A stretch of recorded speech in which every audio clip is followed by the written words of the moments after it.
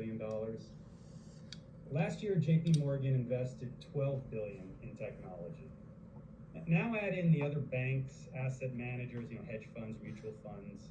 We're talking over $100 billion a year in technology alone. There's simply no way for, in my view, regulators to keep up with the financial sector. The only hope, as Dan mentioned, since they can't compete on scale, is efficiency. And that means embracing data and analytics to try and ferret out any potential wrongdoing. So it's interesting, I'm hearing both of your responses, and I'm wondering if because of the scale and because of the volume that the corporate sector is able to apply for analytics, and regulators can't keep up, are we likely to see more cases of fraud working its way through the system because we don't have that same quantity of oversight? Dan, you want to take that first? Yeah, I mean, I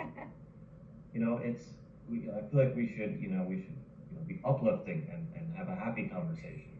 But I think you're going to see it in the sense that you're going to have larger frauds. So it won't necessarily, there might be more frauds, but we only see the frauds that actually blow up, right? So the fact that we're seeing the fraud means that it's blown up and it's been revealed to the public. And I think what's going to happen is if the government isn't embracing analytics and the private sector is, including the fraudsters, then I think the frauds are going to get bigger, they're going to persist for longer, they're going to be able to amass more money, and consequently they'll be more devastating. Because the frauds get increasingly complex. Back in the early 2000s, it was special purpose entities with Enron. Now it's crypto tokens and blockchain. And so I think, in some sense, the largest frauds occur due to complexity. And as things get more and more complex, if the regulators say simple, it'll be harder for them to detect the frauds, and the fraud will get to a much larger scale. Well, I certainly didn't mean to dampen the conversation, but the reality is this is, the challenge that we're faced with. And to your point, you can't prove a negative, right? So we the public don't see all of the ways in which the regulators have been able to prevent or stop crises because they don't become visible. They're not public. We only see the ones that have reached a stage that become quite notorious. 所以我就加句就係話喺 trans fat 裏邊反式脂肪，我哋已經1956年有個 data。喺 finance 通常咧就係要捉賊啦，咁所以要睇 data 啦。但係喺健康界裏邊咧，啲 data 出咗嚟，但係嗰個 research 嗰啲專家冇人做 funding。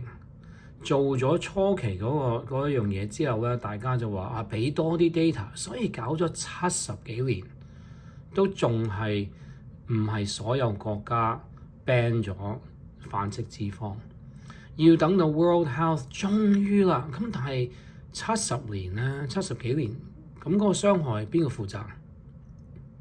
所以有啲調轉嘅，你偷人哋嘢喺 finance。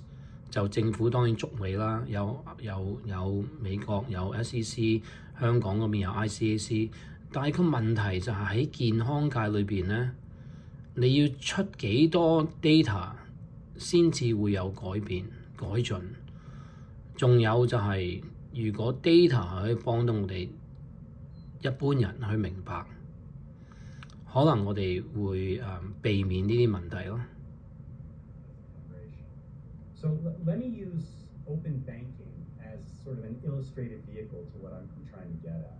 Well, open banking has been implemented or is under consideration in over 80 countries, including the US, where it's currently being discussed.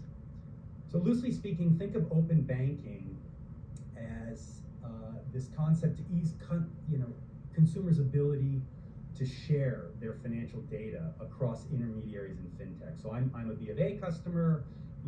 I want to move my information over to some online platform. Open banking would make that significantly easier from a technological perspective.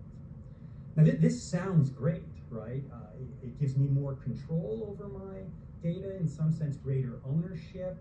But when I first heard this, it actually reminded me of that Seinfeld episode where Elaine goes to the doctor and notices that her chart says she's a difficult patient. And so she tries going to other doctors, but her chart has been shared with all the other doctors who now refuse to treat her because she's a difficult patient. Right? 我中意佢啱啱 make 呢個 comment 就係話 data 其實當好多人知道咗一樣嘢嘅時候咧，就影響咗嗰個 Elaine 啦。咁如果好多人知道 trans fat 時候咧，其實個用家即係喺健康界裏邊，你成個嘢調轉咗㗎。唔係講 privacy， 係講緊有 public threat 同埋 threat to 個健康，而嗰個負責唔應該係個 consumer。要咁多年喺度疑問緊究竟係啱定唔啱，究竟信邊個？